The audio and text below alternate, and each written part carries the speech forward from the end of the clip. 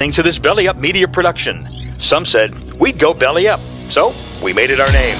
And we're still here. The following announcement has been paid for by the Scoreboard Addicts podcast.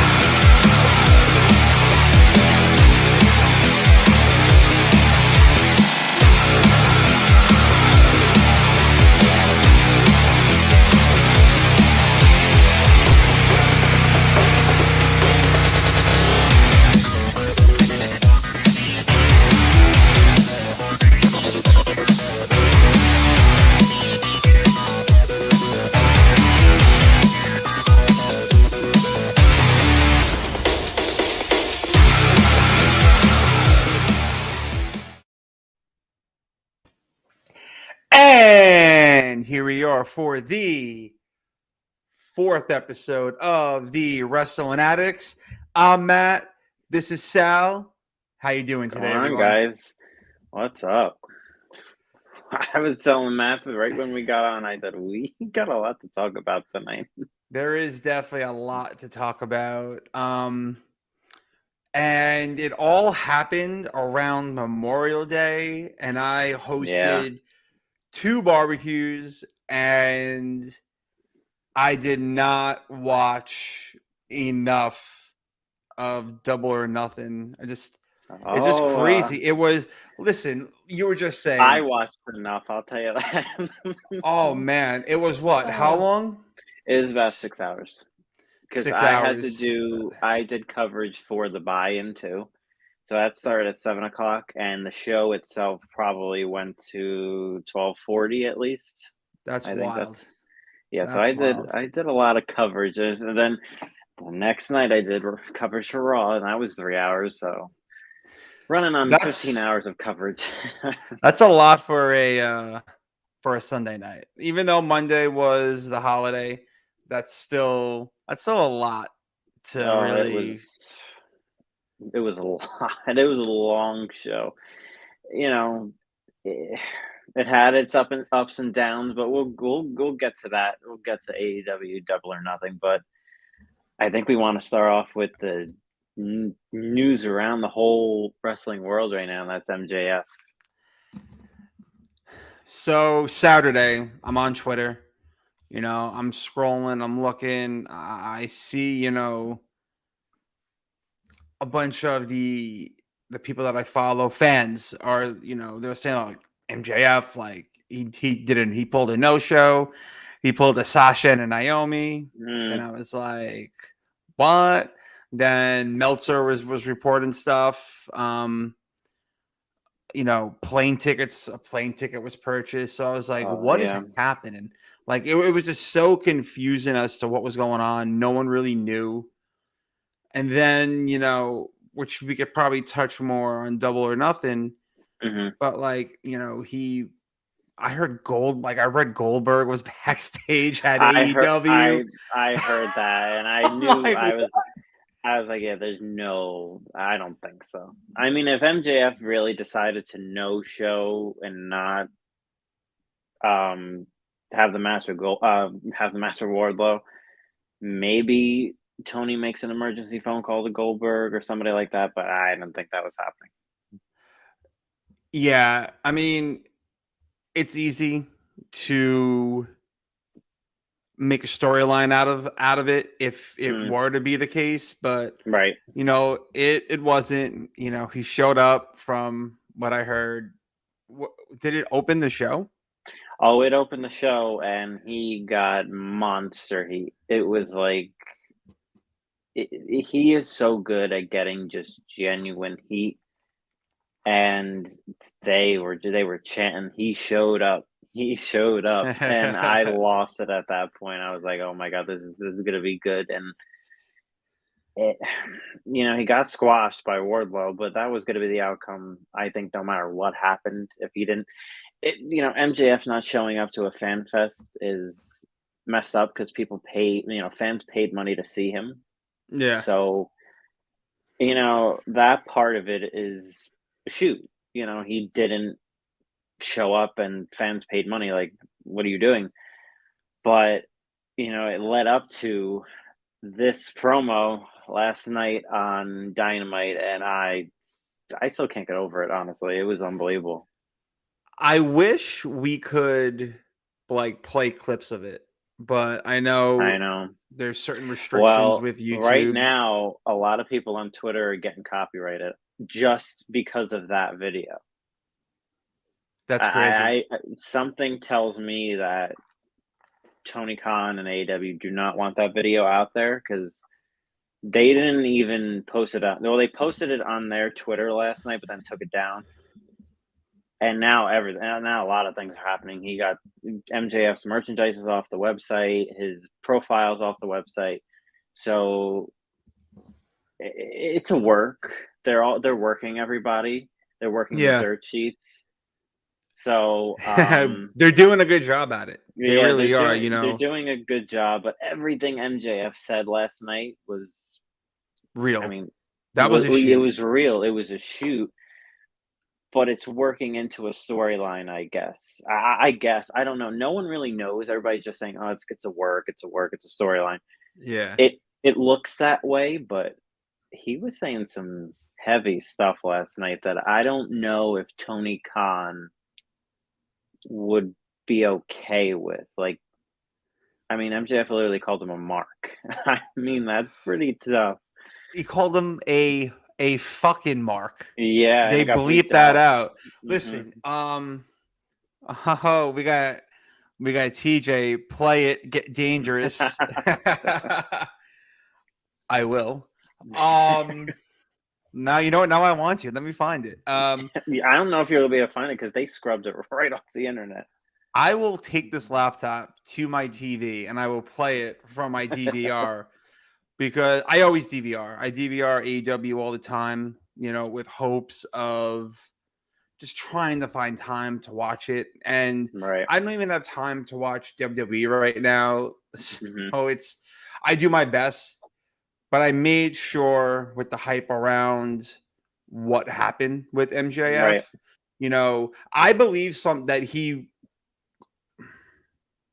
I believe that he was going to walk out or maybe pull like an Ultimate Warrior, be like, I'm not going out there unless you pay me more.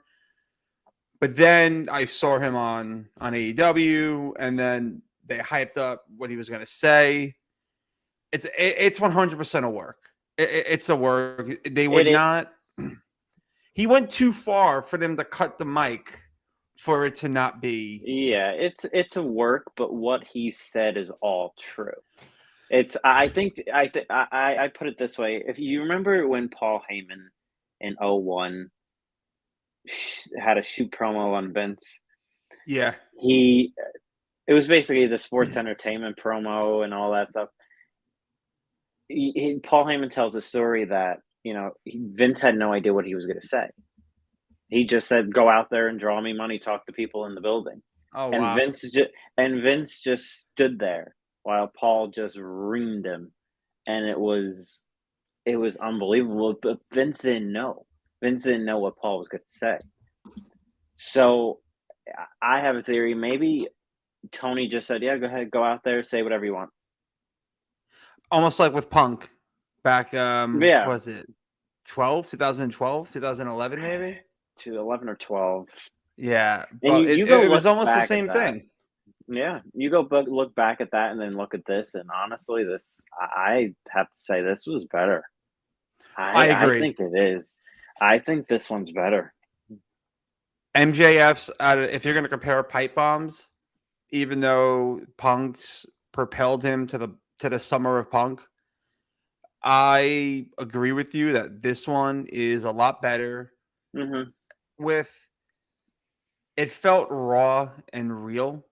Oh yeah. So where even when you first heard Punk's, you're like, I'm sitting down, I'm like, holy shit. I'm like, he's saying that the company's going to be better when Vince is dead. But then again, it might not, because he's going to pass it on to his doofus son-in-law and his idiotic daughter. So it was like you felt, even with the ass kissing, talking about Rock and everyone else who did it, you felt what Punk was saying was real, right? But the problem was they didn't fully capitalize on that back then. Listen, the Money in the Bank match was great. The blowing of the kiss on the guardrail, and he walked out.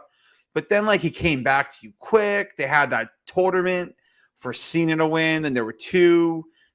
They did not pull off it. They didn't execute that pipe bomb the right way, my opinion. But I mean, MJF. It was okay. It was okay for the moment, but like, where was it go? And then, that's how I feel about this one. Where do we go for? Like, if MJF is staying in AEW, which looks like he is? Where do they go? Like, are they going to make Tony an authority figure? Which I hope they don't. I really hope they don't go that route because he is not fit to be an authority figure. He's horrible. He's not. I'm gonna say it. He's horrible. He can't shoot a promo. His media scrum after Double or Nothing, he was a disaster. He was making no sense. He was just rambling. I was ready for it. It's still real to me, damn it. That's what I was waiting for. Like, I was like, what? Like, he doesn't. His promos make no sense. It was almost like he has like a panic attack in the ring. Yeah, it's wow. I don't get it. I don't get it either, and I agree with you. I don't want him as an authority figure. No. Listen, Samoa Joe debuts. He's on the ramp, like, yay! Like, you knew he was there. Can you imagine Vince McMahon doing that? No. Vince McMahon would have just like put his hand out and then say, "Hey, here he is." Like, but that's what Vince does, though. Well, yeah, that's what he did with Bischoff. He announced Bischoff, which at the time was humongous because there was maybe around a year after WCW they purchased it, and like bringing him back was like, wow, he legit tried to put you out of business.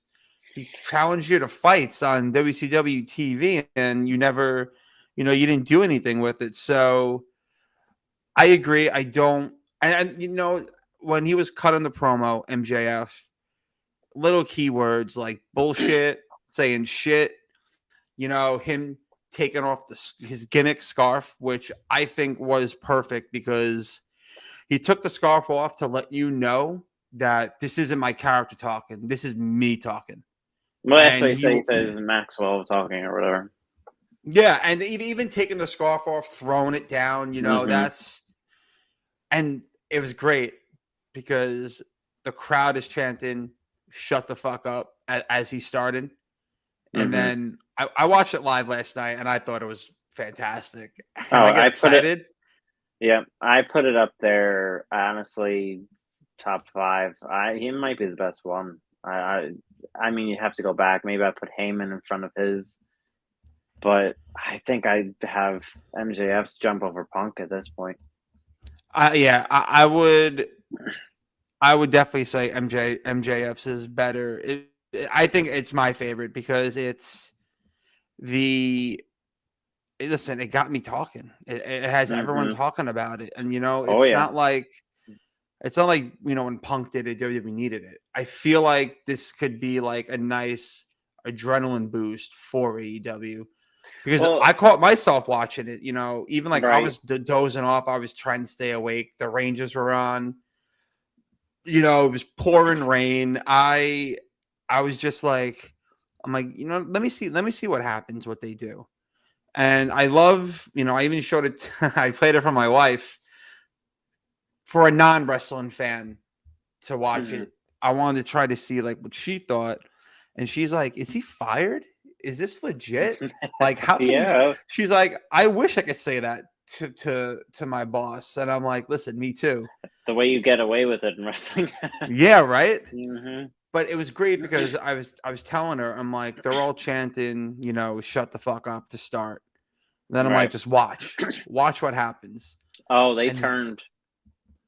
And I when I was doing live coverage, I made note of that, and everybody was saying, yeah, that was like unbelievable how that happened. Like, he went from monster heat to, wow, this guy's like legit. Like, all right, we'll cheer for him. We respect him now. It's like, they're like crazy. like he's kind of onto something. Even when they were listen, when he said, you know, he only opens his pockets for ex WWE guys. Is that the first time that they actually mentioned WWE by name? No, Punk's done it before, right? I feel like Punk's done it, or somebody's done it. Somebody definitely has done it before. I think Tony himself may have done it. I don't, I don't remember. This No, made they it definitely special. somebody. Yeah, it was because everything he said was true, and Spot on. some of the things he said, you know, the hardcore AEW fans don't want to admit, and that's the problem. You know, that's the problem with wrestling right now. You know, no one wants to admit like that the company that they cheer for has problems. When then there's somebody like me, like I like both sides, so I don't cheer for like either of them. I just like both sides, and they both have problems, and they both have good things. But Yeah, I agree. there's MJF kind of like he exposed a lot. He did, and I hope that it goes somewhere positive because I was I thinking hope too. so. I'm like after Warlord, after this whole Triple H, you know, Batista like storyline, it's like where does MJF go from here?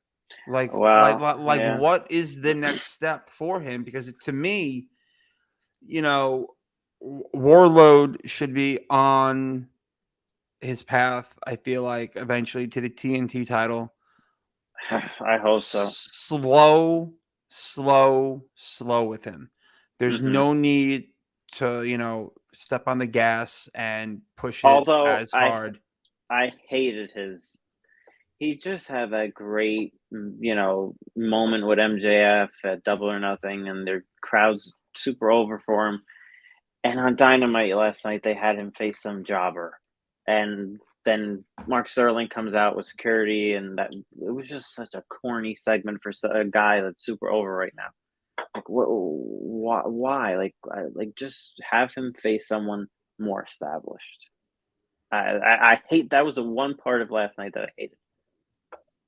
I didn't get it. I feel like that should be their clear path. Right. Because he's the future. You know, you have right now, you have Mox, you have Punk, you have Bryan Danielson. And I feel like these main guys, Jericho as well, is to get attention to AEW because they're established, because they're ex WWE guys. So by putting them, you know, in an exposed type of role to where, you know, they're always, you know about them all the time. Like, oh shit, Adam Cole's over there. Oh, Keith Lee's over there. You know, I don't know if people care about Adam Cole anymore. Which is a whole other thing. But I feel like I agree with you. No more corny shit, you know, just push this guy, make him your guy. He should be your guy. When you think of AEW, you shouldn't be thinking about, you know, ex New Japan, Ring of Honor, or TNA WWE guys.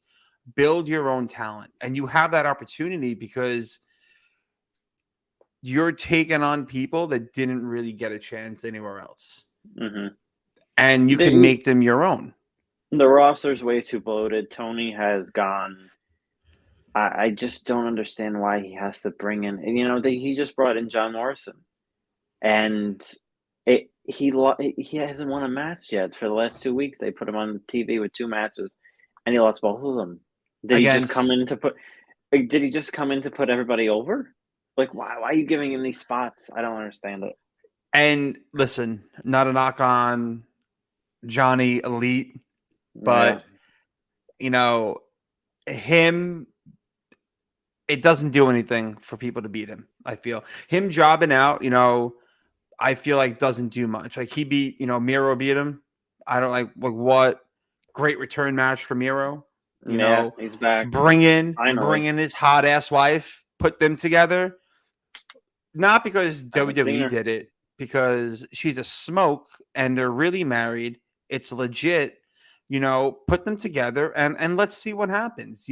Don't have her talk with a fake Russian accent, and She lost that after a while. What happened to it? Did you forget how to speak Russian? I think TikTok happened and she started, using social media more and just didn't really want to talk like with a fake, terrible I don't Russian blame her. accent. And she was also in Pitch Perfect, I think. Was she? I don't know. Yeah, I didn't know that. I don't know how I found that out, but she's in Pitch Perfect. But I agree with you, not to get too off topic, is that, MJF, Warlord, I feel like these are guys that you could literally build the whole entire company around. Or hand And over to Vince McMahon. I mean, maybe that part was true what he said, maybe he meant it. Would you like me better if I was an ex WWE guy? So listen, Seems to it's be on possible. Tony's radar. I have a hot take. I'll just throw out this hot take. I think 2024, January 1st, MJF will be in WWE. It's just I mean, maybe not on that exact date, but weeks after his contract ends, or a month, maybe a few months. So what you're saying is MJF is going to win the 2024 Royal Rumble. I don't think he'll win. I don't know if they'll keep him off television that long after his contract ends. I think I can see him having a match at SummerSlam, maybe. When does his contract end? January 1st, 2024. Throw him in the Rumble. That's when his contract ends. When's the Rumble's in end of what? January. Yeah, then throw him in. I didn't think about you know what? That's right. Who knows? But I agree. Not? He will definitely be in WWE for sure. It's if they were watching last night, see, and this is why I Tony's smart if this was a work, but MJF is smarter. That promo, MJF is very smart. That promo put him on the map, and WWE already knew who he was, but now they're like, holy shit, this guy's good. This guy's good because just how he has the crowd in the palm of his hand, from chanting "shut the fuck up" to cheering him, essentially. And what I saw on Twitter, which further, how you were saying, his merch is off, he's off the website. It's a work, but also, who knows? Maybe he went a little overboard with what he was saying. Right now, no one knows. It's, people are just assuming it's a work, and, it is, but you don't know what happened. Maybe he did piss somebody off in the back after that, and Tony said, "You know what? Forget it. Leave." No one knows. Did you see fan video of after after that ended with Punk coming out? Yep. And then I don't know who. There was somebody else at the entranceway, and I couldn't make out who it was. I gotta go back and look, but yeah, I guess I think Punk is trying to take the role of Tony's guy. Just like the way Cena took Vince. Like if Cena was Vince's guy, now Punk is Tony's guy. But it wasn't on television. They televised that, so it wasn't on TV. Mixed signals. From what I've heard, they did not mention it once on the broadcast after that. No, yeah, and when I was in coverage, I actually said that. I was like, they like no-sold that. Like they didn't say anything about it. But that could be in part of their plan. Could be all in part of the plan. It's very interesting to see where this goes, and I honestly I hope it doesn't. They don't fuck it up. I really do, because I'm not saying that they will. But I feel like in wrestling lately, when there's like really hot angles that like you want to get behind, they get messed up. So like, in WWE, the tag title unification, that's a mess. So, Roman is, thankfully that storyline is going well. Cody's going well. So there is, they do break the norm to where certain hot angles, aren't buried by themselves. So really, Right. it's just listen. I'm going to tune in next week to find out. I'm not No. going to. I mean, it's if they don't mention it at all, then it's like okay, Right. what what's happening? They could be I mean, maybe next week they they don't talk about it. They don't have MJF on. It could just be leading up to something bigger. But if it continues to happen month after month, then something's up. Unless he's taking time off, but I doubt it. It's funny because he's 26. Like, what time does he need to take off? He's young. This is Yeah. listen. I don't think they would start this if he was taking time off because it's almost like this is hot and you got to keep Right. going. You need to keep, slam your foot on the gas, keep going, and let's see what happens. And hopefully they do that because I don't want to see something like this, fizzle out. No, My me opinion. either. The only way they would ruin this if Tony's on screen. If Tony's on screen, then I'm just gonna. I'll see where it goes, but after a while, I'm just gonna all right, like I can't. I just can't watch him. I love AEW, but he's just not a good on screen character, and he's not. He's I too think erratic. he's too erratic is a good way to put it, and he's not Vince McMahon. He's not Mr. McMahon. You know what I mean? Like he will never recreate that character. So Yeah, he it's never yeah, going to happen again. it'll never happen again. So he should just stay wherever he is and just stay backstage and produce the show. Tony's promo skills are equal to Vince McMahon's wrestling skills. They're both No, terrible. I wouldn't even say that. It's like his promo skills are like I don't even know who to compare it to. It's just it's almost like if you gave a fan a mic. If you gave somebody in the front row and said, "Hey, just shoot a promo," and that's what it would sound like. You know what? I would love to do that. I would cut promos. I would be ready.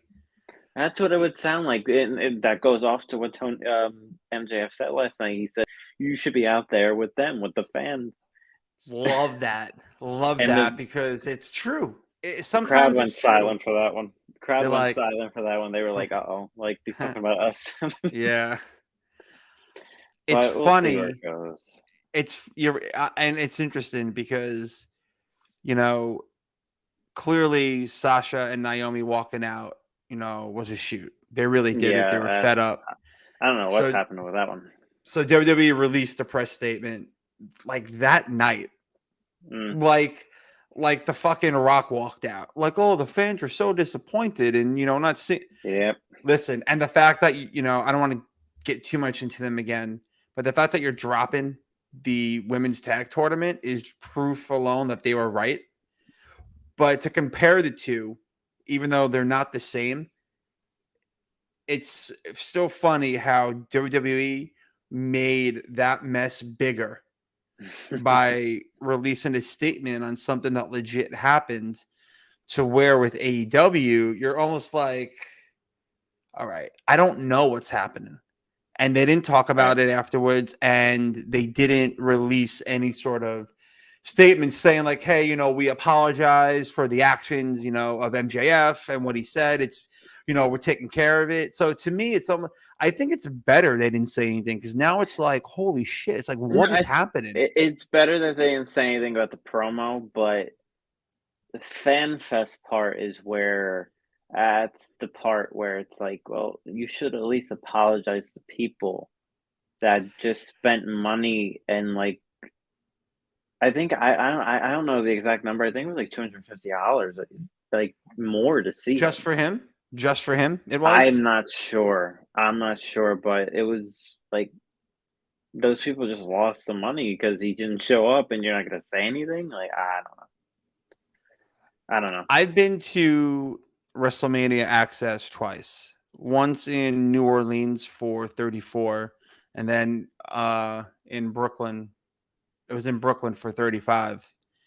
Yeah, right. Their access was you pay to get in for that Mm-hmm. day. I don't think it was time, like a certain amount of time. You pay for that day, you get in there, and then if you wanted to see like some of the non-premium people, like Mm-hmm. you would wait online. I met Leo Rush, Alistair Black, Shinsuke, Natty, and this was all within the same line that you're waiting on. You move Right. to one, smile, take a picture, move on to the next one. But then they had like special premium ones for like Roman, The I think Miz, that's what this one was. I think it was like a premium. and I want to say that Ladarius agrees with you because he just commented and saying it was enough money to be pissed about, in my opinion. By the way, hey fellas, What's up? what's up, Ladarius? How's it going? And when I went to the Access, they had the premium ones where you pay 150, and it was VIP, and it was a lot of money, Right. kind of like what Ladarius is saying. Mm-hmm. But what happened was I think the Miz or someone backed out, or not backed out, but there was some sort of scheduling thing, and they replaced them with Kofi. And this was Mm-hmm. Monday. He just won the title the night before, so you had Kofi with the belt, VIP. Right. I want to say they had to have exchanged, with someone equal or maybe on a different level to MJF for that fan I didn't fest. hear about it. I didn't hear about it. And you know what? There was also, I think like a scheduling issue with Samoa Joe. Samoa Joe was supposed to be there, and there was a scheduling issue and didn't show up. So seems like that whole event was kind of a mess. So what was not a mess from I believe what you were saying and the reaction on Twitter was AEW Double or Nothing. Right. Now 6 hours was a long time. I Oh, was especially doing entertaining. coverage for it. I had a 6 hour barbecue with the in-laws, so I don't know what was There we longer, go. Double or Nothing or the barbecue. It So might have been double or nothing. what did you think of it? I want to know what you thought of it, and my wife heard what I said, and she gave me a look. I want to know what you thought of AEW, and I also want to hear about any challenges that you come across when you're doing the live tweeting for Wrestling Inc. Because that's where you can be found, and I threw your There we go. handle up there for those who are watching. You could see the little banner at the bottom. For those who Hmm. are only listening, Sal live tweets a lot of the main shows, Raw, SmackDown, NXT, AEW, as well as the pay-per-views. And that is over at Wrestling Inc. And that is Wrestling, WRESTLING, Inc., INC. And you could find them on Twitter. And Sal is a part of that team, and he keeps up with a lot of the live tweeting, which I find hard to do. Like I'll say at like 7:30 on a Monday night, I'm like, yes, let's go. Yeah, Well, I don't get excited for Raw. It's the complete opposite. I think maybe there's definitely no yes, let's go. It's more like, oh, it's almost 8 o'clock. Let me charge my phone. right. I for me, it's hard to stay so engaged doing that, and that's only Yeah. 3 hours. You did 6 hours of AEW.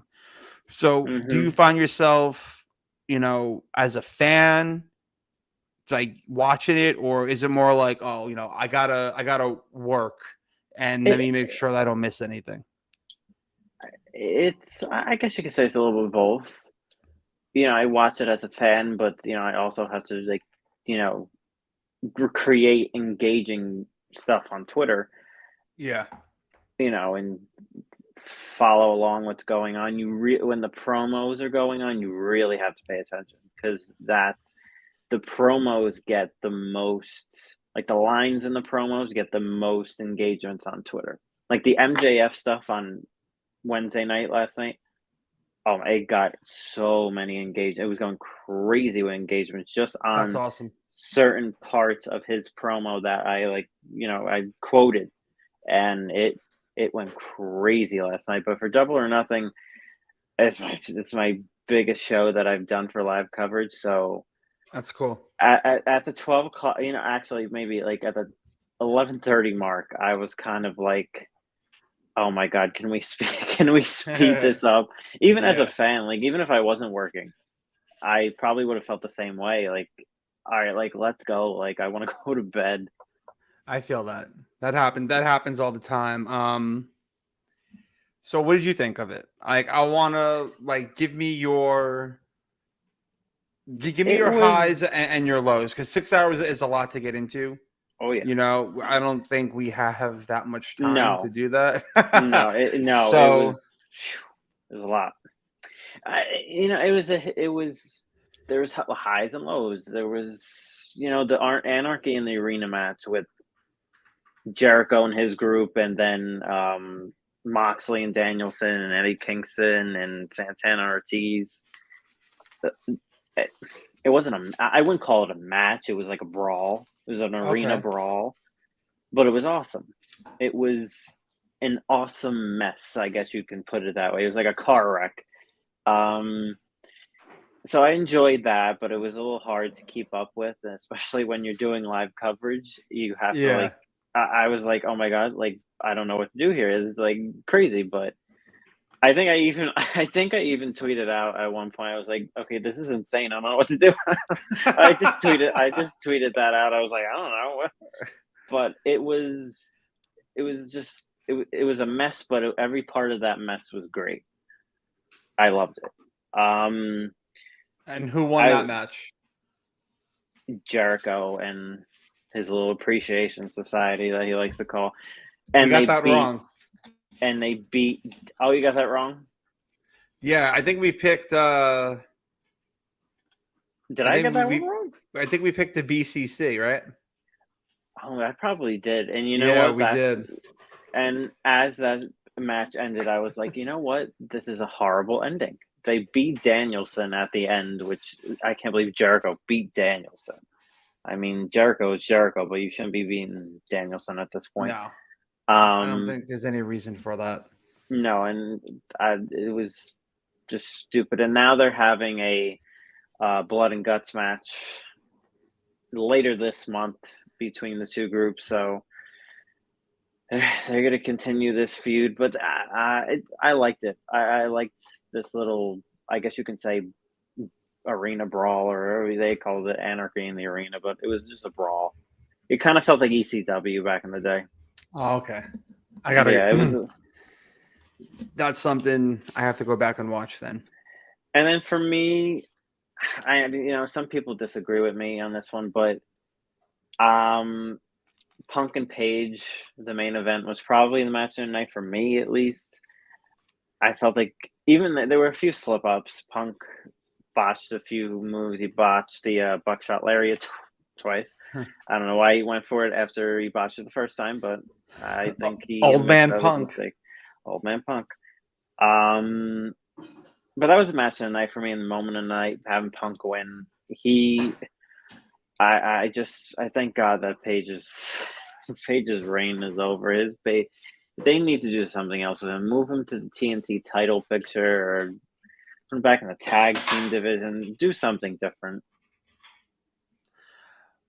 Where does he go from here? I mean, his reign was pretty. So it's like, what happens now? I put him right in the TNT title picture at least, or maybe have Omega come back and put them back in a tag team or something like that. I would do that. WWE should let go of Roddy Strong. Let him go. He wants out. Listen, honestly, I've tried to watch NXT and I don't blame him. I don't blame him. Let Roddy go, right? put the Undisputed Era back together, bring back Omega, put Omega, Hangman, and the Bucks, and then you have another stable, 4-4, and maybe listen. I don't care that WWE did it; it fucking worked. Put the Undisputed Era back together. At least within that group, Cole looks like the leader, and like it bothers me so much because I like Adam Cole a lot. I like Adam Cole at this point. And by the way, I guess we can move on to that. He won the Owen Hart tournament, so him and his girlfriend Britt Baker won too. And I think I said last week this win would do a lot for him, but we said it for both of them. Yeah, I think we picked Cole to win it because we were. That's right. We were saying that he could use it because he's just floundering at this point in a way to where it's like, where does he go from here? He lost 2 or 3 AEW championship matches. He's losing to Orange Cassidy. Listen, dude, have a fucking protein shake, hit the gym, put on some mass. And I hate saying this, but like, even if he just had like a Shawn Michaels like physique that he loves so much, he looks just good in NXT. Fit it. He does. I think he stopped. I think he stopped training or doing something. Maybe there's no performance center in Florida. No, there's no performance center in AEW. They don't use a performance center in AEW. They just, have their guys fall on their heads. Listen, maybe Tony Khan should, bring Cole and a few other guys to, the Jacksonville Jaguars training facility and be like, listen, guys. It won't do them any good. The Jaguars stink. Don't tell that to Rook. Duval! That's right. I forgot about that. Yeah. He loves the Jaguars. That's right. I hope Adam Cole goes somewhere now from here, but I don't know. Even after that win against Joe, I just felt like, this isn't the same Adam Cole I saw in NXT. Yeah, it's just not. I agree with you. I think maybe that's why. Listen, when your girlfriend looks bigger than you, like jacked wise, yeah, it's true. That's a problem. And listen, I love Adam Cole. Problem. I go, whoa, Matt O'Day, baby. Like I do that. Like I'm a huge Adam Cole mark. I'm like Tony Khan for Samoa Joe, but it's just for me, it's presentation is key in wrestling. It always is. Yeah.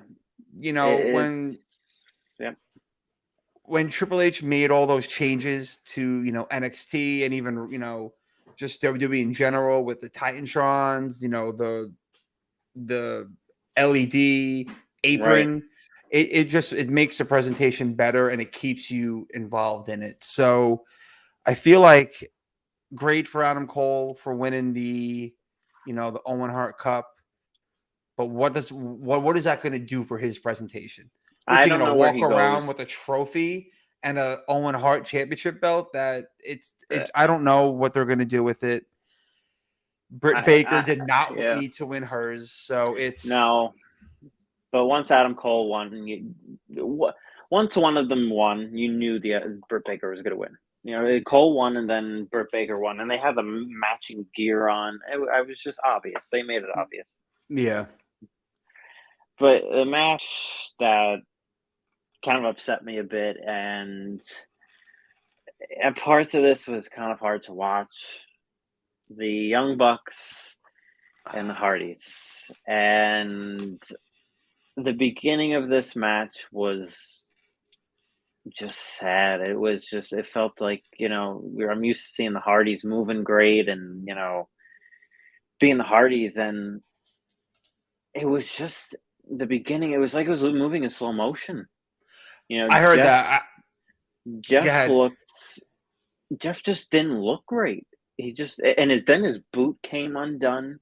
His boot was undone, and then it was undone for the rest of the match. And you can go fix it. Something was very off. Something's very off about the Hardys. I don't know what it is. I saw that people on Twitter were concerned. They're like, Victory Road again, or something. You had people saying, "Oh, I guess WWE was right," or whatever. So, I mean, it was bad. to me, from the little clips and stuff and the pictures that I saw, to me, it looked like that Jeff Hardy, to relieve some of that pain, should probably go to canadipcbd.com, our sponsor. Segue. Because not only is it not addictive, which would be perfect for Jeff Hardy, but it's new, it's innovative, it's non-messy, no tobacco. It's the OG CBD dip pouch. And if you take a look at the ticker on the bottom, if you're watching, go to the website, use the code BELLYUP20 and save 20% on all orders. Literally, you're not sure if you like it, order it once, use the code, you become a fan, get different flavors, use the code over and over and over again, and you save 20%. For those who are listening via all the fabulous ways to hear us, go to cannadipscbd.com, and I will spell that for you. It's CANNADIPSCBD.com. Use the code BELLYUP20 and you will save 20% on your first, second, third, fourth, fifth, sixth, all your orders. Jeff Hardy, if you are for whatever reason listening to this, or this comes across you, my bro, I hope you're okay.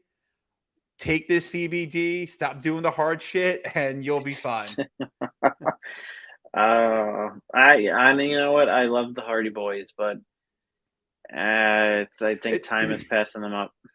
I love the Hardy Boys too. I've always been a Matt guy. Obviously, we share the same name.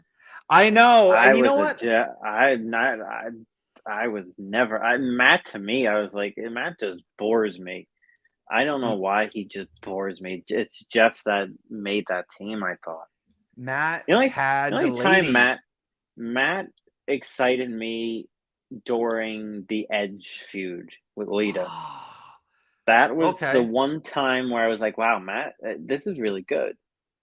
But that was the only time where when he was a single, I was like, wow, this is really good. And then when he started doing the delete stuff, I liked him then too. But the Edge stuff was great. I always liked Matt Hardy, version 1. Listen, he had Lita. Back then, during the Attitude Era, it was Trish and Lita. If you weren't with Trish, you had Lita. That is the best thing. So I was always a Matt guy, and I was huge into the Mattafacts. Obviously, Matt. Yeah, Mattitude. My friends were calling me Mattitude. Like, hey, Mattitude, version 1. I'm like, I like this. Keep doing it. For the longest time, I was even posting Mattafacts on Twitter, just like he would. And you know what, Matt Hardy? I don't like mustard either. So he was always my guy. Jeff, I like Jeff. I not like I didn't like Jeff. I've liked Matt a smudge better. Only because everybody was such a Jeff Hardy fan. Right. Yeah. Well, I just hope the Hardys can figure it out. I think maybe they're on the wrong side of the ropes at this point. When Matt was Big Money Matt and he was, a manager, horrible. Right? But I feel like he shouldn't. It's past their. It's past their time. They need to be put in the right match, and I don't think a match with the Young Bucks anymore is the right match. Who would be in AEW right now for them? Because clearly they're a tag team. They're not going to go in the same Jurassic Express. I was just thinking that. Put them in the ring with Jungle Boy and Luchasaurus. Have them do, easy stuff, easy work. The Young Bucks, you're not. It's a lot, a lot of flips, a lot of dives, a lot of kicks, super kicks. It's a lot. Super kick party. But do you think maybe that is Tony Khan's issue? Is that Well, Tony Khan has a lot of issues. I feel like Tony Khan just like wakes up one day, he looks at his toys that he has around, and he goes, "I remember the Hardy Boys. I'm gonna go sign Jeff." But like, you're not getting, you're not getting Jeff Hardy from. Also, if you're interested in this, these will be selling on Whatnot. You could find me at Rasslin Addicts. We will be hosting. Yeah, it's Batista. It's I don't know why the camera's so like not nice to the animal, but it's Batista. It's the Ultimate Edition Target exclusive. We'll be selling on Whatnot, which you can find me over at Rasslin Addicts if I don't knock everything down. And I'm going to be doing a cool live mystery show. So tune into that. But another segue. I feel like that's the main problem with AEW is that Tony's he is a fan. He's a mark. That's what he is. I'm a fucking mark. Whatever. It's even though I'm a working mark. Yeah, I was telling my wife that Mark is like one of the most disrespectful things you could say to a wrestling fan. I feel like, oh, you fucking Mark. I don't know why people care so much. I don't get that. I feel like certain people have different definitions of what a mark means. Like it's you don't know, it's not real, right? You mark, right? And it's like, listen, I know it's not real, but I'm still invested in it. I still care about it. I understand the lines don't blur me, but this MJF, that's what it's doing. It's blurring the lines, and that's what Tony should focus on. Focus on young guys who could move and do it in the ring, and people like guys like the Hardys. Not so much. Maybe it's not bringing time. Name value. That's all they're doing is bringing name value anymore. But you have everyone else for that. You have Bryan Danielson. You have Regal, Moxley, Jericho. You have Miro. You have other people that know who these are that can get your attention out there. But so you were saying that the Hardy Boys match was not your favorite and that disappointed you. For those who missed the show, what matches would you say we should go back and see? Go watch Anarchy in the Arena. Go watch Punk and Page. And you know what? Go watch. And this was a surprise. Actually, it wasn't so surprising. Go watch Death Triangle and House of Black. I thought that was really good. Who won that one? Match. House of Black. Yes. Yeah. And that was our one difference. And you got it. But that was, if you're going to watch a match, go watch that one. Okay. Punk, Page, and Anarchy in the Arena. Alrighty. What else? Is there anything else that you wanted to touch on from AEW? Good, bad, an outcome that you were surprised about? Not really. I mean, the Serena Deeb Thunder Rosa Women's Championship kind of surprised me a bit. It was pretty good, but I wouldn't go rewatch it. But okay, it was a good match, but I wouldn't sit down rewatch it. And Kyle O'Reilly versus Darby Allin was an okay match, but there was no story, no nothing. It was just like put in there. They were just like, okay, we need a match. Let's have Kyle and Darby go have a match. They didn't need a match from what I've heard. That could have saved someone me was saying that it could have been on Dynamite. That was a 20-minute match. Wow. Oh, that had to be a 20-minute match at least. 15, 20 minutes. That's crazy. It could have saved me some typing, but that's all right. All right. What grade would you give it? Out of 10, I'd probably give it a 7. Okay. I'll give it a 7. Hopefully that doesn't upset anybody. The booking of it and leading up to it was sort of just non-existent, I guess you can say, other than the MJF Wardlow match, which obviously had a lot of build around it, and sort of the Punk and Page that had some build to it too as well. But the rest of these were just thrown together, or they had like a build up for 2 weeks. Like what this is a big pay per view, and you only have a build up for 2 weeks. Some of these matches, I don't know. Some of these matches were just cold matches to me. Yeah. Were they? But was it like WrestleMania Backlash to where like there was no really build and the matches kind of felt thrown together and it was like a banger? Yeah. No, I wouldn't. No, I think WrestleMania Backlash surprised people because every match was, I mean, great. It was fantastic. Yeah. But this one, I wouldn't say no. Okay. No, it was just up and down the whole night to me, for me at least. I don't know about everybody else, but it wasn't one of their better ones. It definitely wasn't. And the next pay per view is what? Forbidden Door? Yes, I think so. Yeah, I think it's Okay. Forbidden Door. It All should right. be. Well, hopefully it's not 6 hours, and it seems they started to. I won't hold my breath on that one. I hope not. If it's not 6 hours, it'll be 5 hours. There we go. Yankees just took the lead. Are they? I don't see. I don't. My phone doesn't give me any updates. I'm sick of it. Okay. JMO had a perfect game going into the eighth. I was watching the game before we got on, and I he was too. shoving. And then I checked the time. I was like, shit. Rizzo just singled to center, scored 2, so they're winning 2-0. I don't know.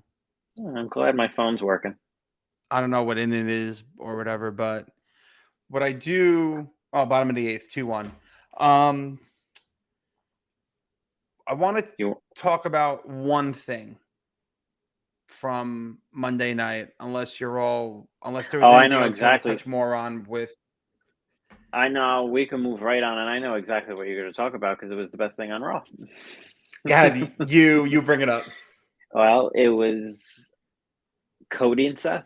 Cody, was it? Was that the one you're talking about? Okay. That's the only thing. I went to sleep after that. I think a lot of other people did too. Especially when the ratings came out. Yeah, I was on a tape delay. I was watching it a little later. I think the Rangers might have been on, or I was doing something. I think the Rangers were playing, and I think they were.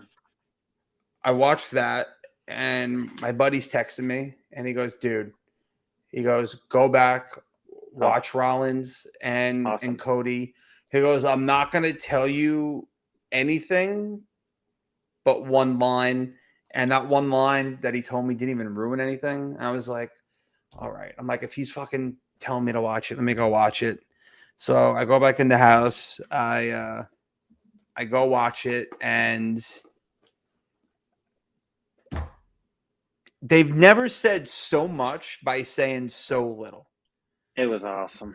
Like MJF for that little pop, he dropped WWE's name, and it worked with how he did it because it was factual 1,000%. The last 15 to 20 people Tony Khan brought in were released by WWE. And listen, I'm not that type of pro. He's a WWE guy. Everyone has jobs. Listen, if I worked at McDonald's and went to Wendy's, am I a McDonald's guy or am I someone who just needs a job? Right. So like to me, that shit is stupid because it's even like with Aleister Black, he left WWE. People were upset of how he was treated in WWE. But then when he goes to AEW, they're like, "Oh, you just signed a WWE guy." Like, what do you want your guy to like succeed and do good? So by Rollins saying everything he said and did not mention those 3 AEW letters, I think was perfect because he didn't have to. Mm-hmm. He didn't have to say his name. There's a way you can have your audience figure it out themselves, whereas AEW kind of just comes out and tells you. Yeah, WWE does it differently. They shoot their shot differently to over at AEW. They're But the more tongue in Rollins, cheek. I feel yeah. WWE to where it's Oh, like, definitely. you know what we're saying, but we're not actually going to say it. Oh, definitely. But the Rollins Cody thing, I cannot wait for this Sunday. Hell in a Cell match should be awesome. That's the segment on Raw with them was just the pull apart was great. The promos were great. Cody running into the crowd after Rollins was perfect. Did you catch what Rollins did, which is why Cody jumped the barricade? I caught it. I think like the second No, I time. don't. Rollins did the Stardust kiss. Oh yeah. I saw Yeah, that. so then I he saw did that. I was like, yo, I'm like, I watched Broken Skull session. I know he hates that shit. So the fact that that he said that and you got that reaction, but everything, literally everything Rollins said from top to bottom, you can't take a throne you can't take a sledgehammer to my throne, and then expect to come back and like sit in it. Like everything Cody did, in AEW to take shots at WWE, Rollins threw like right back in his face. You and your friends try to put us out of business. It's like, it's like this is what should have been the story from the start. Because not only is Rollins a Dusty guy, he's a Triple H guy too. right. So And that's why it's unfortunate that Triple H can't wrestle anymore. Because you could after the Rollins thing ends on Sunday, and I assume Cody's gonna win. We'll see what happens. But after yeah. you could have had him come out and then a stare down and then build that match up to Summers. Oh man, I'm so mad that it's not gonna happen, but it's all right. The timing, while perfect to get Cody in for WrestleMania, it's unfortunate that Trips is not healthy enough to compete in the ring. Yeah, But also, somebody said on Twitter, they said, well, Ric Flair's having a match, so why can't just because Ric Flair is having a match doesn't mean he should. That's Does right. not mean he should. Ric Flair should not be in a ring at all. So you definitely can't compare the two.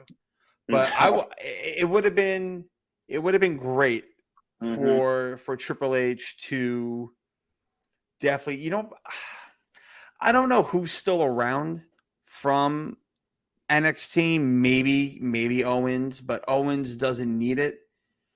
I feel like Triple H can come back in a non physical role and be like, listen, Cody, just because I can't get in the ring doesn't mean I can't get my payback for all the shit that you did.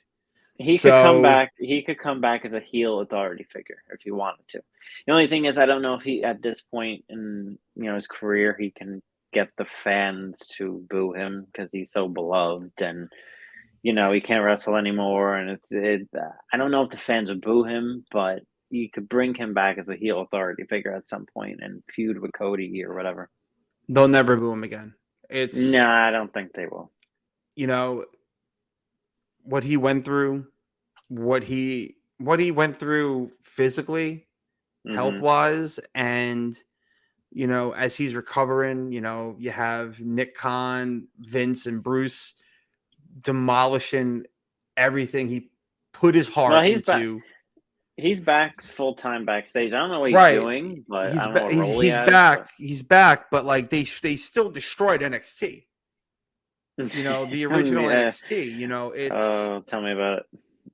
Getting to that show and doing coverage for that show, that's a challenge. That is hard. That's when I'm like, oh my God, what am I supposed to do right now? That's when you need some shocked energy drink, which is also another sponsor, but they are the sponsor for. They usually do WWE trivia, but I don't think we even have a promo code right now. That might be in the works. So I'm just going to remove that and jump back to Raw real quick with Hell in a Cell. Well, I have the card here. You want to run through it and then do predictions? There we go. Let me get my handy dandy notepad. All right, let's see here. All right, I'll start at the bottom. Here. We have Finn Balor, AJ Styles, and Liv Morgan versus Judgment Day, Edge, Rhea Ripley, and Damian Priest. Actually looking forward to this one. I think it'll be a really good match. I'm just hoping we see another addition to Judgment Day. I think we do, which is why I'm picking them to win the match. Yeah, me too. What are you going to say? I was just going to say Balor, even though I like Balor, Styles, and Morgan together right now, but makes too much sense to have Judgment Day win right now. I have a few things about this. I think Balor, Morgan, and AJ being together does the absolute most for Liv Morgan. Oh, definitely. When they throw it up, AJ and Finn, and then Morgan stretches up to do it too, you genuinely see enjoyment and excitement on her face. Yeah, she's happy to be there. To me, that's awesome. That means, it's, when you love Getting what the you rub. do. Exactly. Liv Morgan getting the rub, all right. But she's getting the rub for sure. I like it. It's also crazy that you're going to have Edge, Finn Balor, and AJ Styles in the same match. Yeah, it's crazy when you think about it. That talent right there, I think that's awesome. It's honestly coming from three different eras, really. If you think about it, you got Edge, who started, in the Attitude Era. Then you have Styles, who, started in the early 2000s, but he was a TNA guy. And then you had Finn Balor, who, was in New Japan and Bullet Club and all. So you got three different guys that were in totally different directions in their career. So it'll be a good match. Yeah, I'm definitely looking forward to that. And we're both going with Judgment Day. Yes. Then we got the U.S. title match, Theory and Mustafa Ali.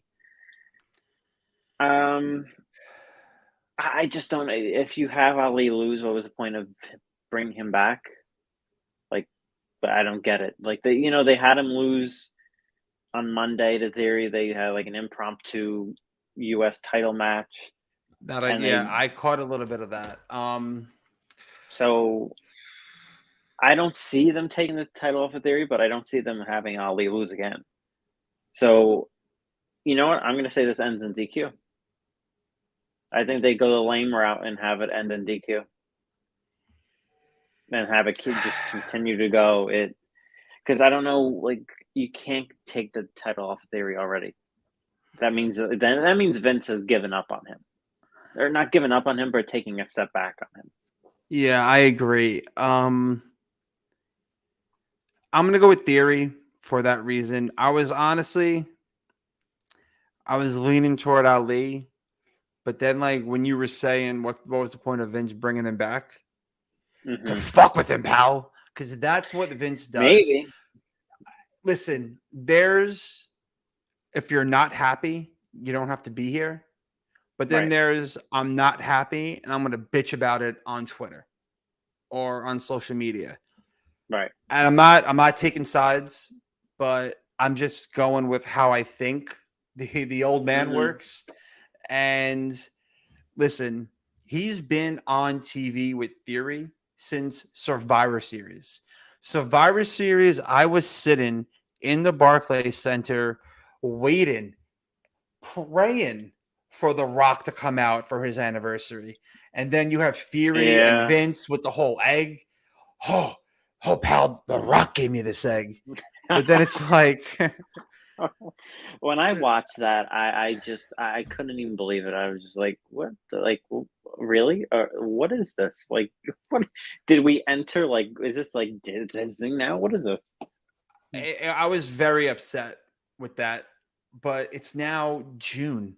It's June 2nd. And Vince has been with this kid for what? 8 months now, almost? Put him in a high-profile match Mania with McAfee and Stone Cold came out, and Vince had his whole ordeal. So he sees something in him, and I see something in him too. So I I just don't mean, see. I'm going to go with DQ. DQ on I him. like your DQ. I'm huge on Austin Theory. Oh, I Even when love he was Austin in Theory. NXT, even He has, even when he had that short stint with Rollins, I'm like, yeah. this is our generation Randy Orton in my mind. Hmm. Young talent that he has the athleticism, he has the charisma, he could probably do it all. So to No, me, he's ever great. since I've always been big on Theory, and I could I could see him losing the title just so like Vince could be like, I thought I believed in you. And then like maybe it could like lead Yeah, to him winning it back. maybe, But you know maybe. what? But for his first defense on pay-per-view to Right. lose it, I don't think that's gonna happen. So No, I I'm think gonna go they'll with take the Theory. lane. They'll take the easy way out and go for DQ or something like that. For the Yeah. next match, we got Kevin Owens and Ezekiel. Kevin Owens continues to make this entertaining, and honestly, him and Sami Zayn would probably be the only people to make this entertaining. So, Yeah. props to Kevin Owens. Ah, Ezekiel's gonna win. That's all I'm Yeah. gonna say. Without a doubt. Without a doubt. Ezekiel is winning. I part of me can't believe that Kevin Owens went from main eventing WrestleMania with Stone Cold to this, but here we are. But I have Ezekiel Now, winning. I was thinking the same thing with you that only Sammy and only KO could really get this over the way it is. Even with Chad Gable, shoot, like He's the little only one that things, could get that over. Yep. yeah, like stuff like that. I like, and I agree with you. Do you think maybe it's because there's one champion now that this is the reason why Owens is in this sort of program as to what just happened with Austin? I think so. Yeah, I would go with that. But even like, I was just shocked. Even the night after WrestleMania on Monday Night Raw, when Owens was in the ring cutting a promo, and then Ezekiel walked out, and I was like, this yeah, Owens just like you couldn't give him anything better. But hey, it's entertaining me. I'm entertained by it. He got it over. So I at love it. first I was like, what? First I was like, what the heck are they doing? But I like it now. And you know what you could do? And I kind of don't want to say this because it's going to get stolen.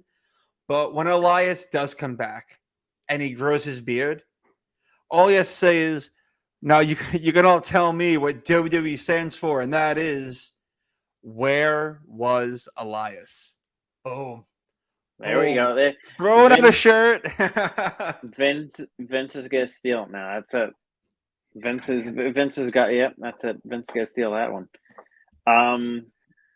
Okay, now we got. Let's see. Let's move on. Bobby Lashley and versus Omos and MVP. I could genuinely care less. I don't care. There's Bobby no winners. Lashley. Yeah, there's There's no no. winners in this match. It's just the losers, and it's us. Yeah, I don't really care about this match. Lashley is a big star, but I just don't know where they're going with Omos. I really don't care. I'll just go with I'll go with Omos and MVP in this one because I know Lashley. I think Lashley won the last one, right? Didn't he win at Mania? I don't know. I don't really care about this. So I'll go with Omos and MVP because I think that's where Vince probably would decide on. I wrote Lashley down, but then I feel like it could go either way. It's a handicap match, so uh, it's I gotta just post this real quick.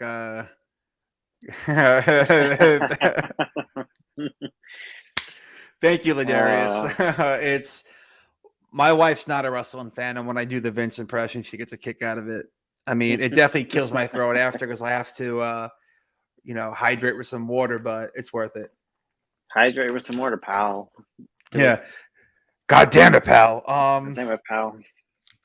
With Omos and Lashley, I just wrote Lashley down, and then I was thinking maybe MVPs in the match to be pinned or to do the pinning. Because here's my thing. I think they put the MVP in the match so people would care. that's what I think. And I guess it is. I guess it is better than having another singles match with Lashley and Omos. So I guess that I don't know. I don't know. I just don't care. I don't. I don't really care who wins. I don't want to spend much time on this. I don't care either. I'm gonna go with Lashley. I'm gonna go with Lashley. All right. It could go either way. It really could. It's to me. Lashley needs to. I feel like Omos needs to win more, but like, if Lashley wins, then he's 2-0, and then the feud's over. If Omos wins, then they're 1-1. Then we have to see this again. We're gonna see it again, no matter if we like it or not. It's terrible. All right. Yeah, I'm going with Lashley. We'll move on. Hey, we got 2 more left here. This one is one of the ones I'm looking forward to. The Raw Women's Championship: Bianca Belair versus Becky Lynch versus Asuka. Triple threat. I'm looking forward to it. It's gonna be a really good match. I think. I don't know if it's not gonna be better than Cody and Seth. Cody and Seth are gonna steal the show, but this is definitely gonna be. This is gonna be probably the second best match of the night. Belair's not losing this. No. I don't see it. There's no way they would just put the belt right back on Becky, and I don't see Asuka winning either. So Becky doesn't need the belt. No, not right now. She just lost it. I don't think she needs it. Becky is getting more promo time than the actual Raw Women's Champion. Becky's always going to be a focal point of Monday Night Raw all the time. And I think, she doesn't need the belt, which is why they took it off her, because she doesn't need it. It's better for it to be on Bianca. And I agree with you. I'm going with Bianca. Once I first heard this match, I'm like, throw this motherfucker in the cell. I want to see these three in the Hell in a Cell. But then I was like conflicted because then it went against what I said last week. How just because it's a gimmick name pay-per-view doesn't mean you have to have every title match. That's how I feel. In the cell. I hated when they did that. Hated it. I was, I have my Hell in a Cell shirt on. It was a Toys R Us exclusive Funko Pop shirt with Mankind and The Undertaker. There we go. This is Hell in a Cell. Right. This is when Hell in a Cell was a thing. The first one with Michaels and Undertaker, there was almost a year-long build, it felt like, leading up to it as to why this belongs in the Hell in a Cell. Not just because, God damn it, pal, it's October. Throw him in the cell. It's like, no. Now it's in June, and now I wanted the Raw Women's Championship inside the Hell in a Cell because I felt, in a way, the story could work with it. In a way. Personally, I don't like seeing the Hell in a Cell twice in one night. I just don't. Same. I don't like seeing it twice in one night because would you have had, like you bring up Taker and Mankind, would you have had another Hell in a Cell match on that pay-per-view with King of the Ring in '98? You couldn't. It would have taken away from what Taker and Mankind did. So I agree. It makes no sense. It doesn't make it. Give it to the feud that makes sense. This feud with Belair and Lynch and Asuka was just thrown together. It really has no meaning behind it. It's going to be a great match, but it doesn't have too much of a meaning behind it. It has no, I guess, real meaning because, of what happened with Naomi and Sasha walking out. But I felt like Becky made it work on Monday when, when she cut her promo and she was saying how, you know, how she had to give up the title to Asuka. That she's not underestimating Asuka because, she won the Money in the Bank. And she gave her the title. And Becky's like, that's my fault for thinking Asuka could just get things handed to her. I thought that was a fantastic line. Then Asuka came out, then Bianca came out, and then it was like,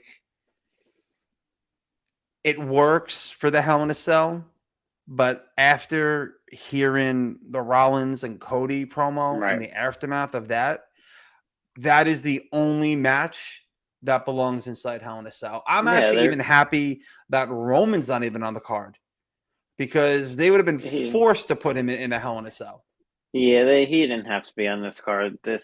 I think Cody and Seth being the main event is enough. I don't think Roman needed to be on this card, but I guess we can move into it. We got Cody Rhodes, Seth Rollins, the main event, Hell in a Cell. Part of the the first two matches, Cody won, so we're on to number 3. It's going to be the blow off of the feud. I think I got Cody winning. I have Cody winning. I'm with you. I have Cody going full Batista, going 3-0 on Rollins, and maybe this propels Cody into winning the Money in the Bank because it's almost like I feel that it's like a Warlord MJF thing. It's like, where do they both go from here? Cody wins. And to me, Cody winning ends the feud, and they're already 3, and it's already the 3rd match. This has been going on since Mania. Listen, they could go for the rest of the year. They could cut promos. It's to me because it's not boring. How many times have we seen the same match over and over and over and over again on Raw or even on some pay-per-views? You're like, oh wow, them again with another stupid. They've done this perfectly. I feel perfectly. I don't think an outside guy has ever come in after being one of the top guys from an outside company, has ever come in and became a huge main star or kept that star power right away. Jericho came, he was like, like when Goldberg came, like when Jericho first debuted, it wasn't hot right away. Yes, he interrupted The Rock, but then, it fizzled took him a afterwards. It did take him a while. Cody, even though he was a former WWE guy, he was the main person who got AEW off the ground. He's basically the reason it's even a thing. Yeah, so it's and I know Vince is not worried about competition. No, he's not worried. He's and if you don't agree with that, then just look at everybody he released for the competition. Right. So for Cody to be this hot, the pyros, he gets his own music still. Everything that he built outside when he left WWE, they let him bring that back. He beats Rollins at Hell in a Cell. And to me, I think it's going to be the best Hell in a Cell match that there was. I don't know about ever was, but I think it'll be the best one I've seen in a while. I'm hoping. I think they'll pull it off. I think the best one was Edge and Rollins in Saudi. That was great. So that was probably the last good one I've seen. That was probably the last one they had. So that was really good. But I think they'll top it. Yo, I think so for sure. I think it will definitely top it. And where does Cody go from here? Like, who does he feud with next? I have a hot take. Okay. Got another hot take. Sal with the hot takes tonight. I think Bray Wyatt shows up. I think he comes back. He's been teasing it all like for days on Twitter. He's going to do something. He's going to return. I don't know if it's for AEW. I don't know if it's for WWE, but I think it makes too much sense. I could think, see that being Cody's next opponent. and that would be funny and ironic because I feel that in Hell in a Cell is when Bray Wyatt's career died as the Fiend. Hell, it was murdered. And for it to be resurrected in Hell in a Cell again if he comes back. So I'm thinking. Dude, just you're getting me a little excited now because I'm just picturing the Firefly Funhouse. Oh no! I want old Bray Wyatt. Oh, you don't want the Fiend? No, I don't. I don't know. I want old Bray Wyatt. Like the Lantern. Yep, that's who I want. I liked the Fiend in the beginning, but towards the end, I just thought it was ridiculous. I liked the Fiend after we realized what it was. Like when Bray was just doing those random Firefly Funhouse with no explanation, he was like, "Goodbye." It was like, okay. I was like, where is this going? I remember when I first saw the first one, and I just remember going. We went to commercial after, and I just remember saying to myself, "Okay, Vince has lost his mind." Yeah, that's the first thing I said. I said, "Oh my God, it's it. He's officially lost his mind." But then it got better after that. But then, like we said, the Hell in a Cell match with Rollins. After that, I hated it. And you want to know why that happened? That terrible Hell in a Cell match that ended in a disqualification. Oh, it was so bad. It's because their feud, Rollins and Fiend, their feud trickled into the month of October, and Vince was like, "God damn it, pal, get the cell down." It's like, no, we don't need it. Stop doing this. Yeah. Stop it. Listen, Royal Rumble, January, WrestleMania, April, SummerSlam. Well, it's now in July, but SummerSlam in this summer and Survivor Series in November. Those are the only gimmick pay-per-views you need to keep, and that's the only way it should be. Stop with this TLC, money. I was on the fence about Money in the Bank, but I'm over it now. I mean, I think I like that pay-per-view. I think it should be its own pay-per-view. It should be. And the two ladder matches for the men and the women is understandable. I get that. But it's just enough with the gimmick months and the gimmick pay-per-views because it ruins things. And if the Fiend does come back, if Bray Wyatt does come back, I would want to see the Fiend. Because all you have to do if they do it right. All you have to do is give me. We have a few comments from Ladarius. I don't want him to think we're not seeing them. But even Ladarius is saying, give me Rhodes here. And I think that after Cody wins, that his next road is going to lead to Bray Wyatt. I hope only so. Only because you said it. Because to me, who else is it? Who else is it? Owens? Like how is that going to work? How's that going to work? Because that could be another one because they're him and Rollins are friends and stuff like that. So that could work. Right. So then you're telling me that Owens is going to lose at Mania. He's going to lose at. Well, he just signed a contract. He has Hell in a Cell. Yeah, but I feel like whatever Cody gets into after this, he's going over. I don't see him losing. The next time Cody loses a match where he is pinned, it's going to be when he loses the WWE Championship. I feel. So, like, I don't think he can't lose. Either that or they have him have a first match at Roman and he loses, and then he wins. They have a rematch and he wins the rematch. I can see that happening.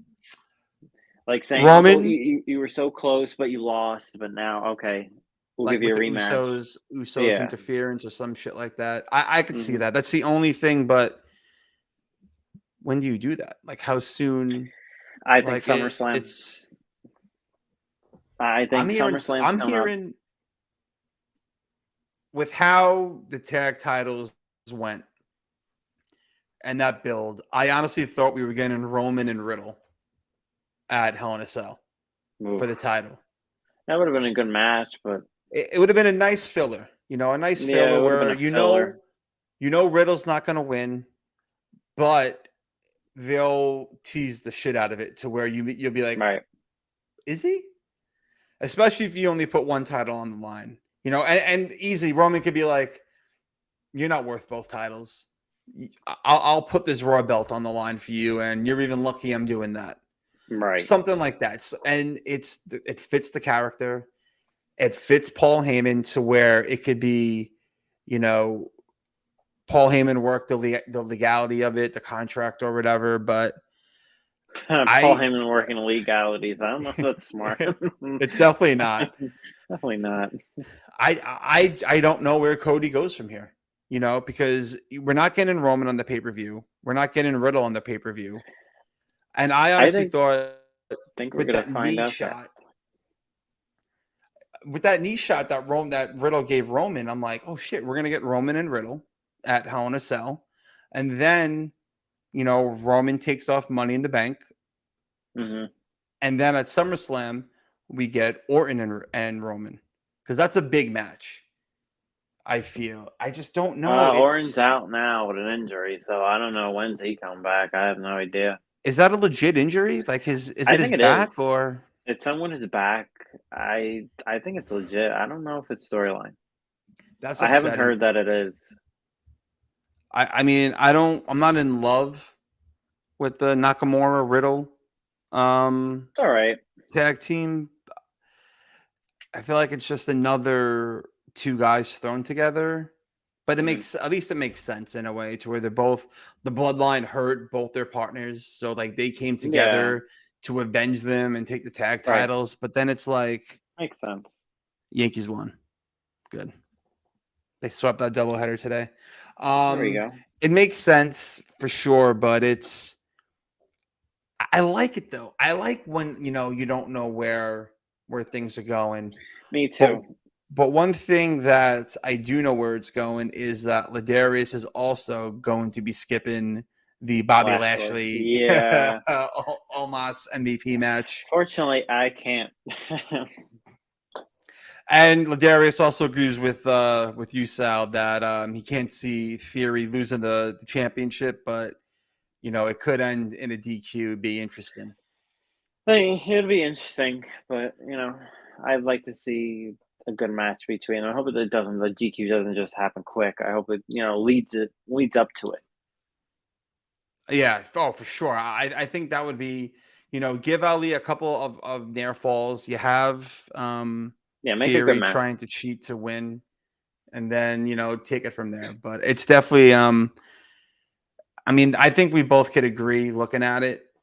I'm going to take a guess that the top 3 out of the 6 matches that we're looking forward to, I would say in this order: Cody and Seth. I want to put Judgment Day. I'm going to call them the Club. I'm going to put the Judgment Day and the Club as the second most anticipated match because they would be my third. I put that at 3, and then the Raw Women's Championship at 2. Okay, I could. That's what I would do. I know the women are going to tear it down. I'm putting Judgment Day as 2 because it's like, does Ciampa join? Do the Viking Raiders join? Does someone who's floundering that could be saved by joining Edge's group join? Does Finn join? I don't want him to join. Me either. He's not a background guy. If he founded the Bullet Club, if anything, he's the leader of a group, or it's like he's with like AJ to where they're both on the same level. I don't think that we need Finn to be another background guy.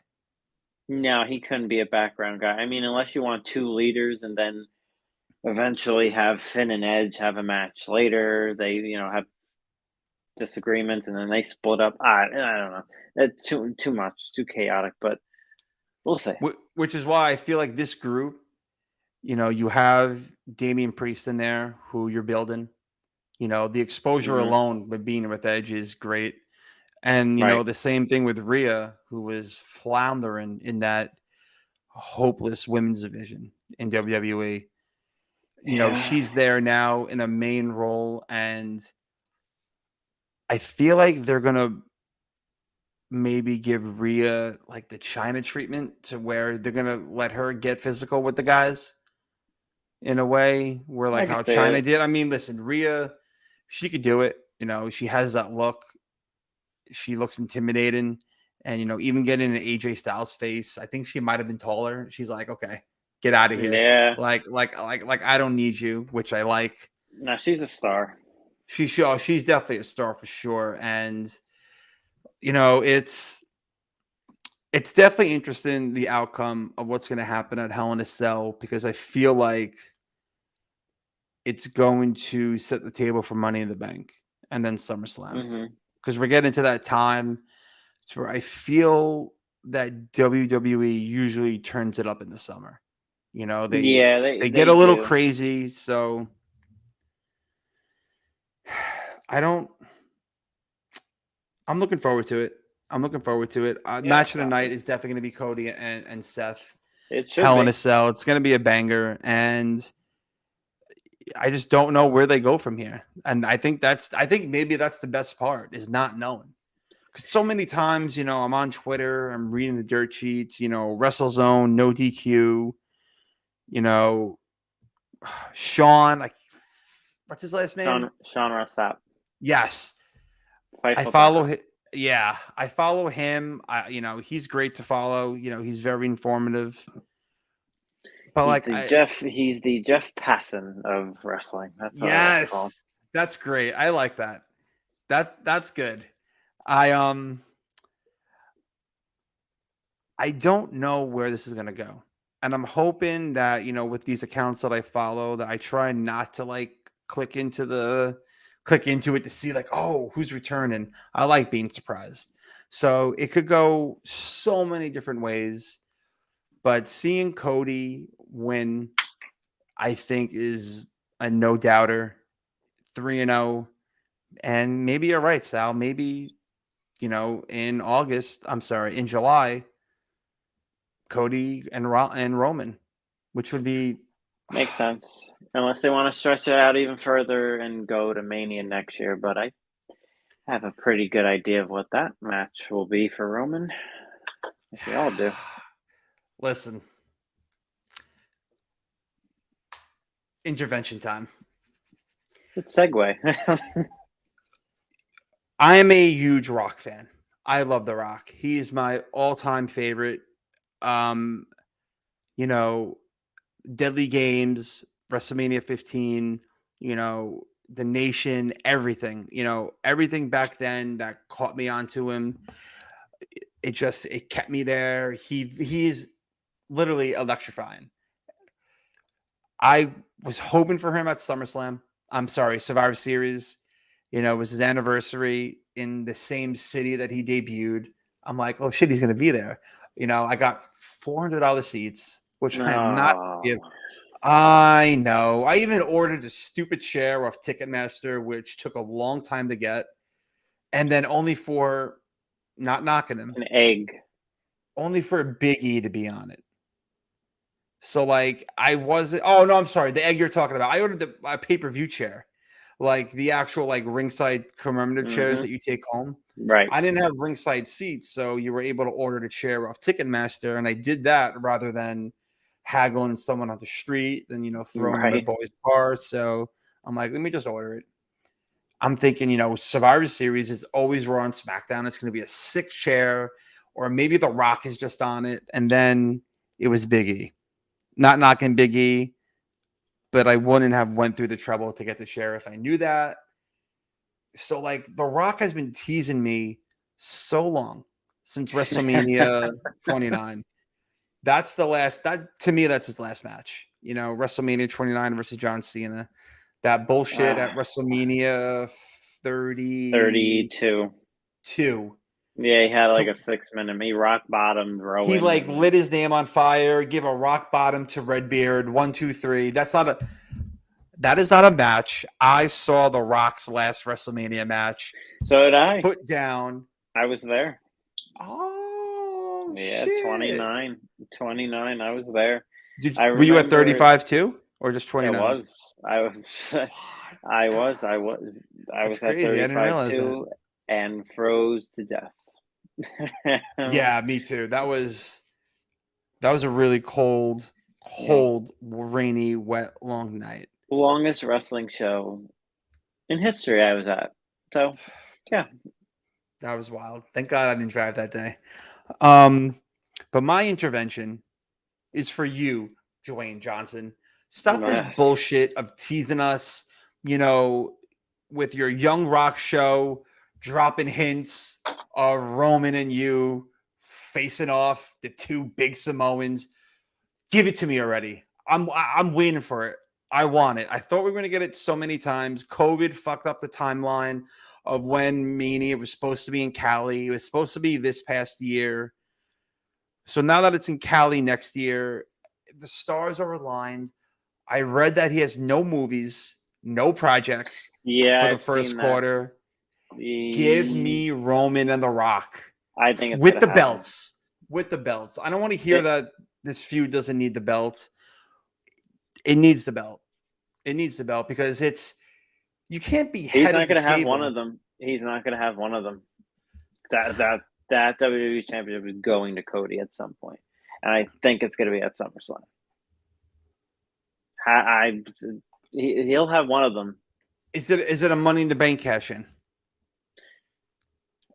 I don't want Cody to win that. I don't want to see a cash in. I want to see a good match. I want to see a story. Nice build, yeah. A nice build. I don't want to see, Cody's running down. And you know what? To put a pause and to wrap up the intervention real quick, Rock, just come back.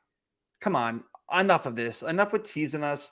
Stop teasing the fans. Give us what we want. Come back. And even though I'm a fan of The Rock, he will come back and he will acknowledge Roman Reigns as the head of the table and the tribal chief. But that's for WrestleMania. Back to what you were saying about Cody winning the belt at SummerSlam. I do want a story. I don't want a cash in because Rhodes family and the Ione family, I feel like is a storyline right there. Cody could be like, "Oh, you're the head of the table."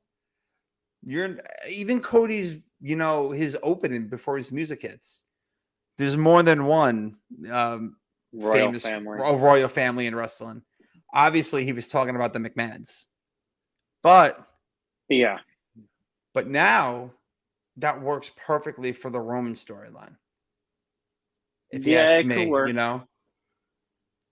like, oh, you're doing this for your family, so am I. And Cody could get really passionate about it. And then you have Cody, with the mic, and you have Heyman with the mic, and you have Roman with the mic. I feel like that's going to be, you know what? Hell, get Dustin out of AEW, bring his ass back, and let's make it a family versus family thing. Why not? No, I leave Cody to just Cody. I think that was a problem in AEW. I think he had a whole entourage, and it was just like, why? All you need is yourself. Like, you don't need Brandy, you don't need Dustin, you don't need Arn. Like, you're Cody Rhodes. Just be Cody Rhodes. Like, don't bring all these people in. Bring out Pharaoh. Who? Isn't that his dog's name? What's his dog's name? Oh, his dog. Yeah, Pharaoh. Oh, okay. I was like, shit. Bring in him. Yeah, why not? But that was my intervention, is that just bring The Rock back. I don't know if yours was SummerSlam. That, and these interventions are for the WWE. And it can be. Roman, Cody, SummerSlam. Do it. I apologize for calling out The Rock. I didn't mean that. Maybe I need an intervention, but he'll give you one. he'll give me a rock bottom probably. Yeah. I think we covered everything. Yeah, we got it all. We did. I am going to try. Can't make any promises. It's my father-in-law's 60th birthday. I'm going to try and go live after Hell in a Cell, just to do a little like recap. I don't know if you're doing one for Rasslin Inc., but I know you're going to be live tweeting, right? I'm not sure if I'm going to be doing coverage on Sunday. I don't know. I'm not sure yet. I know on Saturday night I will be doing, regrettably, I will be doing coverage of NXT in your house. So that'll be my Saturday night at 8:00. So I'll be doing that. If anybody wants to join on the NXT fun. You know what's funny? I didn't even realize. I didn't realize that NXT was on Saturday. No, it's just it's a premiere event. They're doing one of their like how they used to have the takeover. Yeah, the NXT takeover. It's basically like that. That's unfortunate. It's not called takeover anymore. Yeah, because they got to change everything. Mm-hmm. So maybe you'll see us live, maybe you won't, but you definitely can find Sal live tweeting the show over at Rasslin Inc. on Twitter. And I think that's everything that we have for today. That's it. Yeah, so shout out to MJF. Best guy in wrestling right now. Yes. That's all I'm gonna say. MJF, shout out to you, and I want to give a shout out to Ladarius for always shout out to him too. Always being interactive with us on the show via YouTube. And want to give a shout out to TJ for telling us to play it and get dangerous, because that's what the Rangers will be doing in Game 2 of the Eastern Conference Finals. And hopefully they go up 2-0. And no matter what, no matter if they win, no matter if they lose, you can always catch the Scoreboard Addicts doing their live reactions to the games. Make sure you tune into that. And I think that's all we have for tonight. We ran a little long, but there was a lot to talk about. Yeah, and there's a lot to talk about. You know, we do it a little, a little all over the place, but that's wrestling, baby. It's all over the place, and hopefully you all enjoyed the show, and we hope to see you all next time. See you later, guys. Good night.